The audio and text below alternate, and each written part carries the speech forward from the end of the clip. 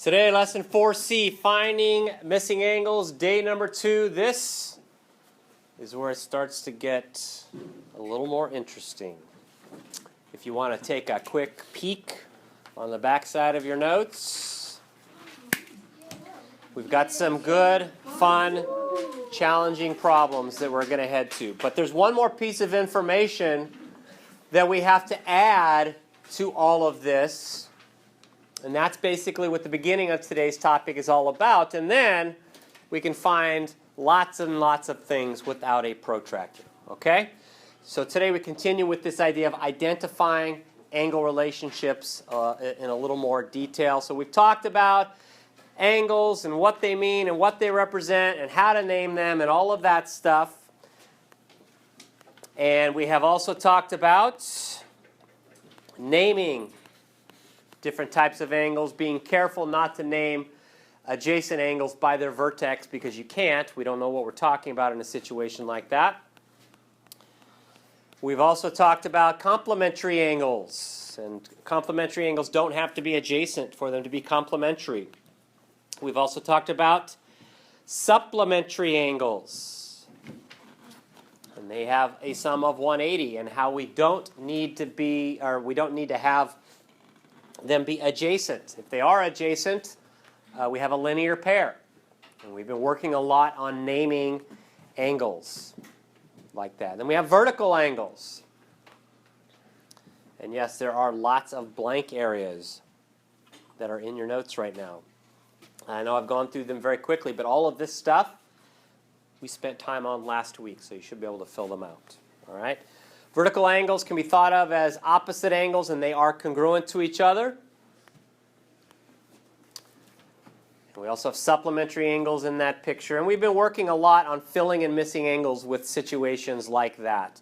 And then one of the other things I told you to not do is to not get vertical angles mixed up with supplementary angles. They are two totally different situations. Today, our focus is on parallel lines crossed by a transversal.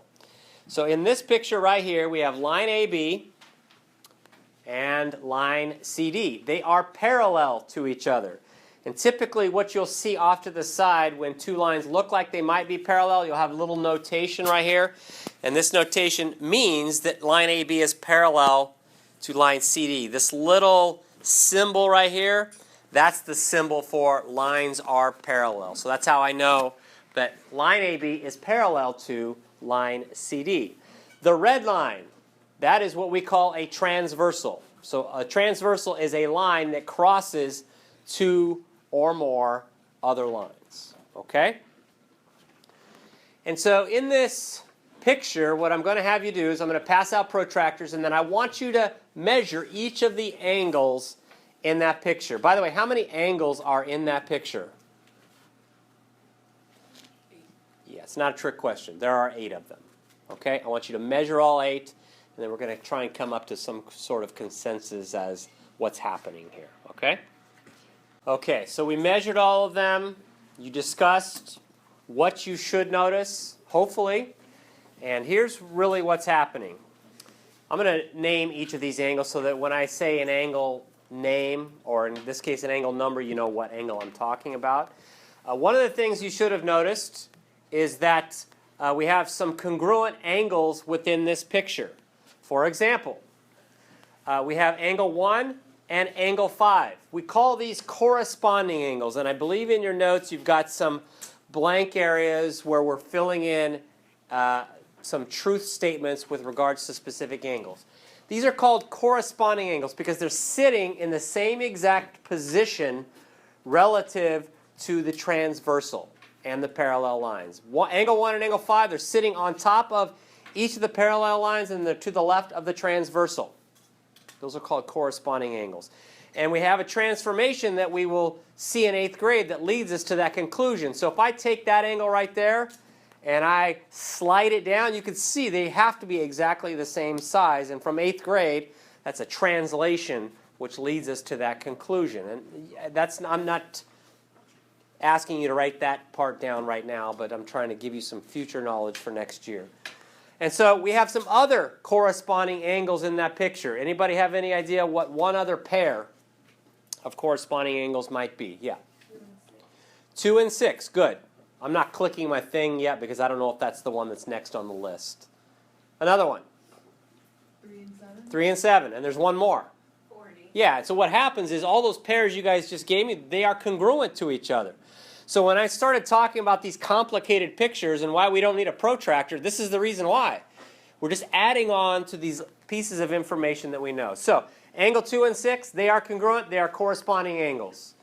3 and 7 are corresponding angles. Therefore, they are congruent, and so are 4 and 8.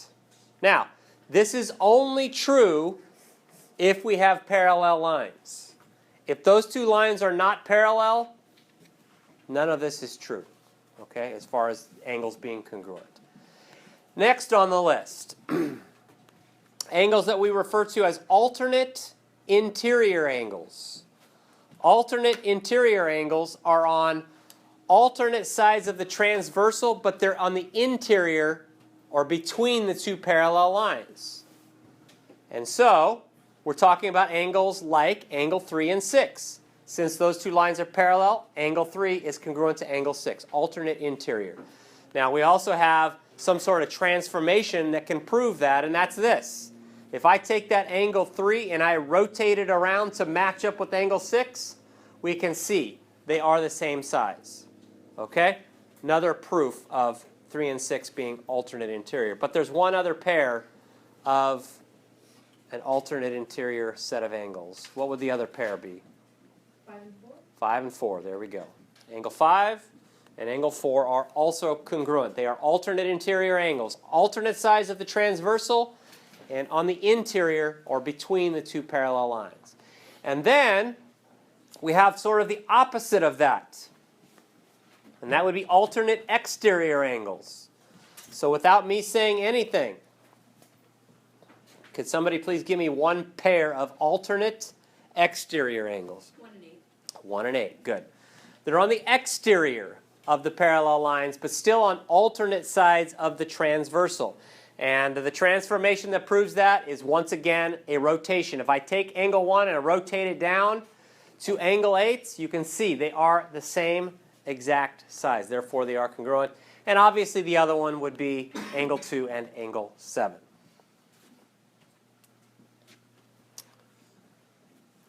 All of these are facts because we have line AB parallel to line CD. If they're not parallel, then we don't have congruent angles like we do here.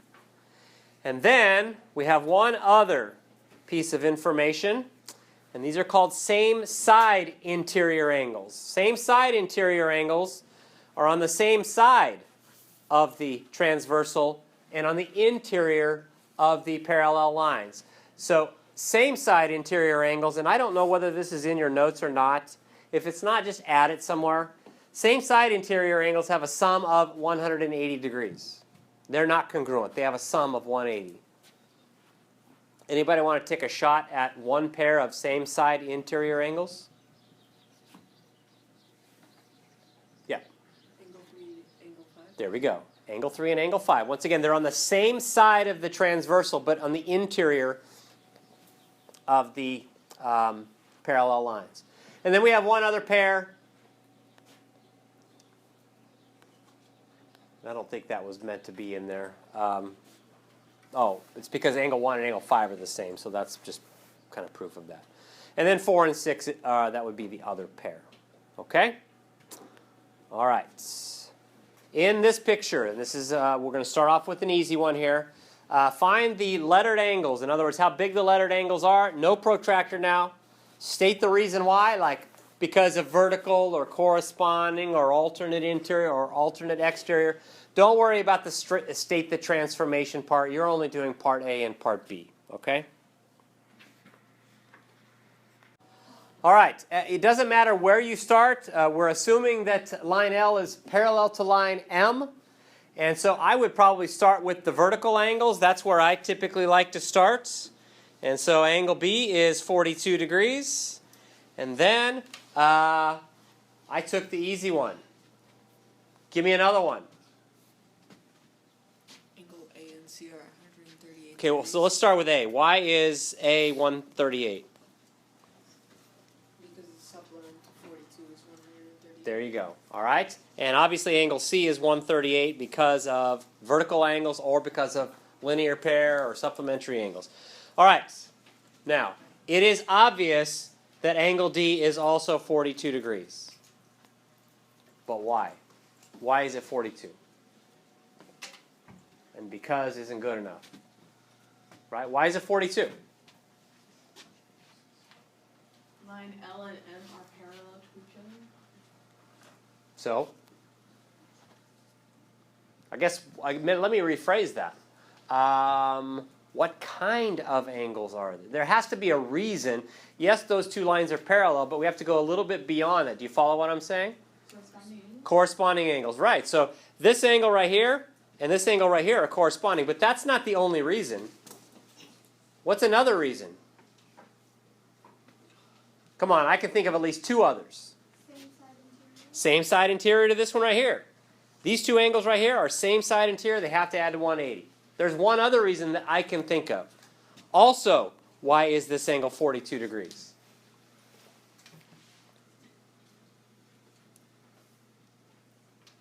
I realize this is the first time I've given you a problem where we've sort of had to think about these things. Yeah. Because it's an alternate interior with B. Very good. It's alternate interior. These two are alternate interior angles. And so after this, it's very easy. This is 42 because of vertical angles with angle D. Angle G is 138 for lots of reasons. Supplementary, alternate interior, corresponding, same side interior. Angle F is 138 for even more reasons. Corresponding, alternate exterior, vertical, supplementary, and so on. Okay? All right, so let me go ahead and click through all of this. And the next part we're going to leave for 8th grade, the proof. But how many of you have ever played air hockey or pool? I mean, most people when they do one of these two things, they're just slapping at the puck or they're just smacking the balls around, not even really thinking about what they're doing. But there's dots on the side of the air hockey table and there are dots on the side of a pool table. They're there not just for decoration, they're there for a reason.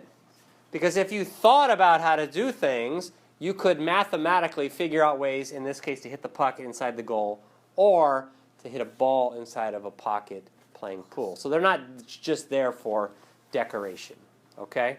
And we're gonna save this 180. We already talked about that, but we're gonna save the informal proof to 8th grade because it really is an 8th grade thing. Anyway, let's now go to the 360 rule, or the rule for all quadrilaterals. Triangles, we know that if we add up all three angles, they have a sum of 180.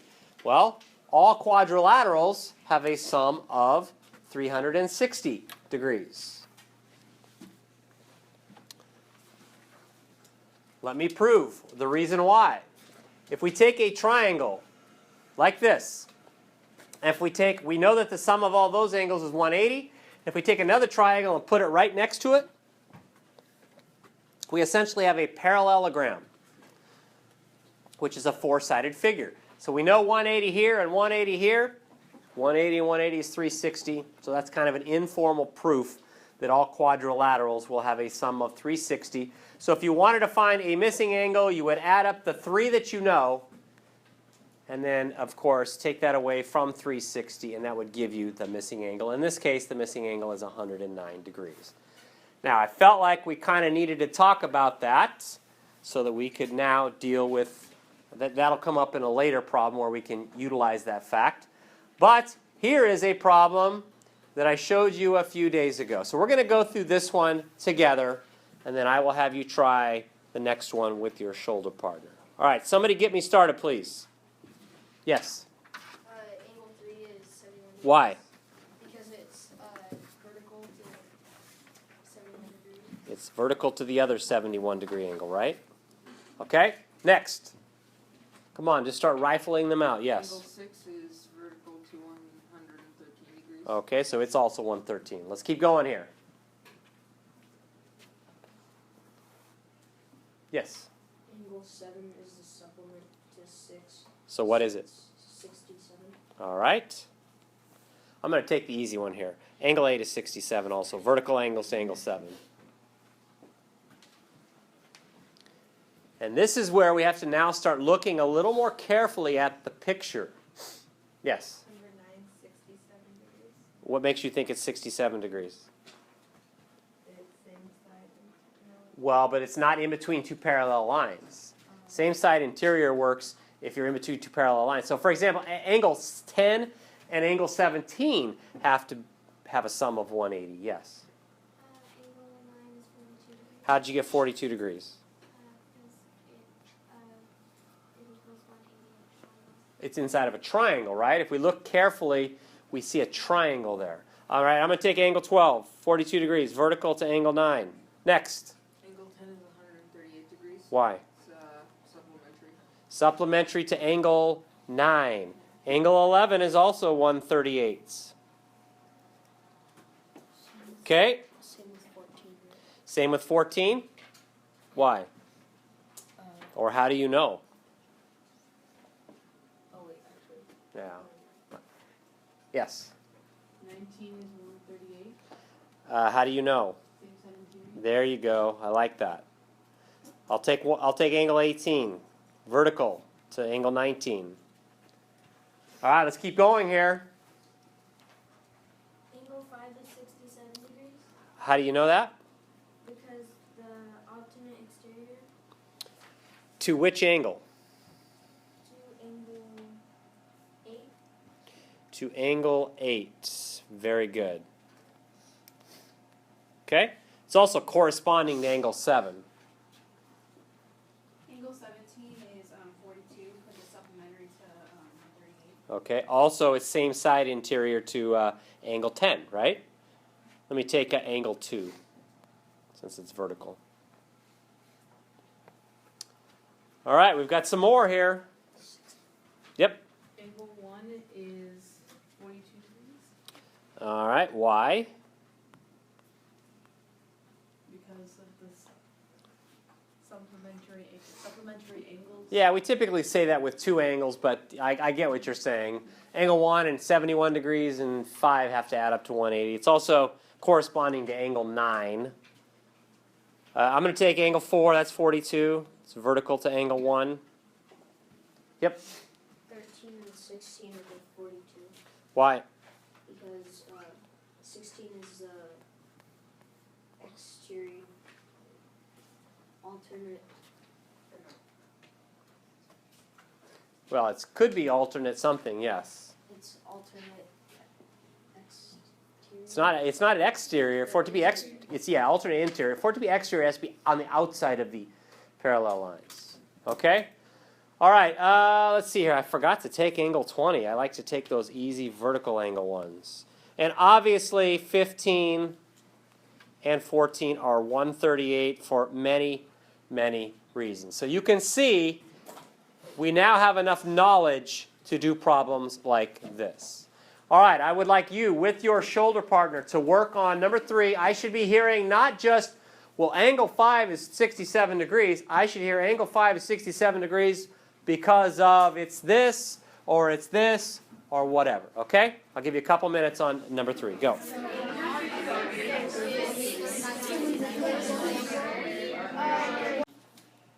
All right, lots of possibilities here, but I mean, if I'm doing this problem, I'm certainly going to start with the vertical angles and then going to kind of work my way around. 6 is vertical to the other 39. 8 is vertical to the other 72.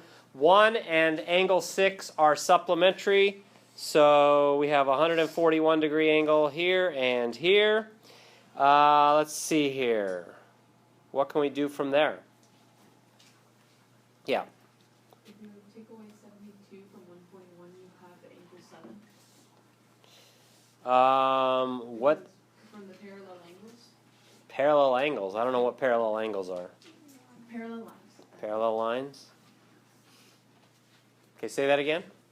From the parallel lines, that means angle 8 and angle 7 will equal angle 5. So what kind of angles are they, though? I mean, I understand what you're saying, But Congruent? yeah, they're congruent. But what kind of angles are they? You're saying that the angle formed by angle 7 and 8 and angle 5 are congruent. That is a true statement. But what kind of angles are they?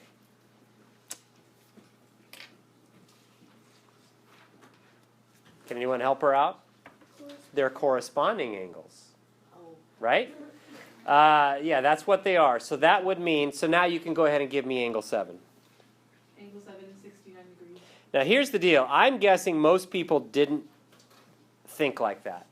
So if you didn't think like that, you probably should have been thinking more along the lines of maybe same side interior right here, because in between two parallel lines on the same side of the transversal, angle 9 and the 72 degree angle have to have a sum of 180. So that makes this 108.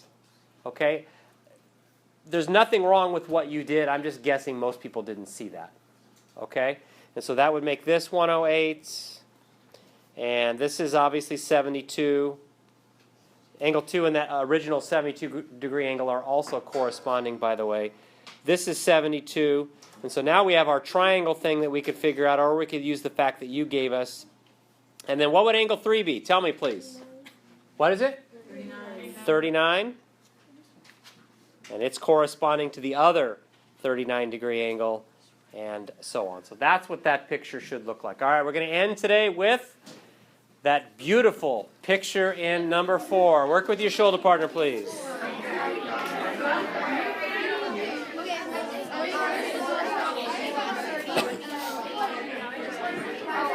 Wow.